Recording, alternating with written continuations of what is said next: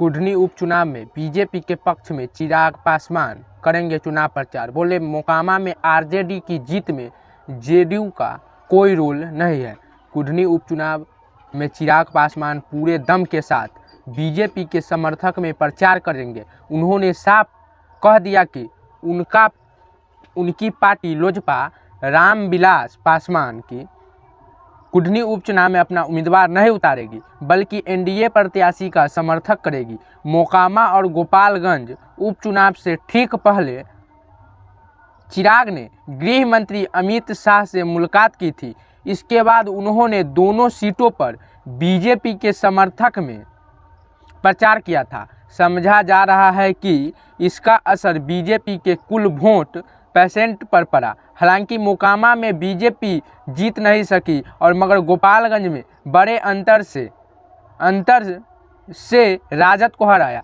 समझा जा रहा है कि इन दोनों सीटों पर पिछड़े वर्ग का वोट % बीजेपी की तरफ से चिराग के एंट्री के बाद बढ़ गया। इससे पहले नमस्कार, मैं हूं राजीव और आप देखना शुरू कर चुके हैं पब्लिक डिजिटल मीडिया। तो आप लोग मेरे चैनल पे नए हैं तो मेरे चैनल को सब्सक्राइब कर लीजिए और वीडियो अच्छा लगेगा तो वीडियो को लाइक कर दीजिएगा और अपने दोस्तों के साथ शेयर कर दीजिएगा। बढ़ते हैं खबर की ओर। चिराग पासवान ने बातचीत करते हुए कहा है कि मोकामा में नीलम देवी की जो जीत हुई है वो नीतीश कुमार का कोई योगदान नहीं है। इस चुनाव में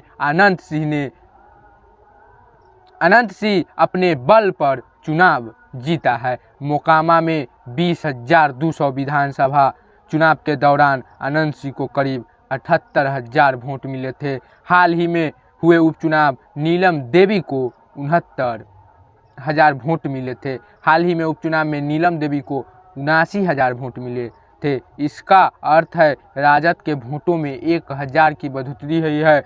उन्होंने कहा कि मोकामा में हमारे वोट कहाँ गए। आज के तारीख में पूरे राज्य में कहीं भी नीतीश कुमार फैक्टर का काम नहीं कर रहा है। 5 दिसंबर को कुढ़नी से राजद विधायक अनिल सहनी को LTC घोटाला में सजा होने के बाद उनकी विधानसभा की सदस्यता समाप्त कर दी गई है। इसके बाद से ये सीट खाली है।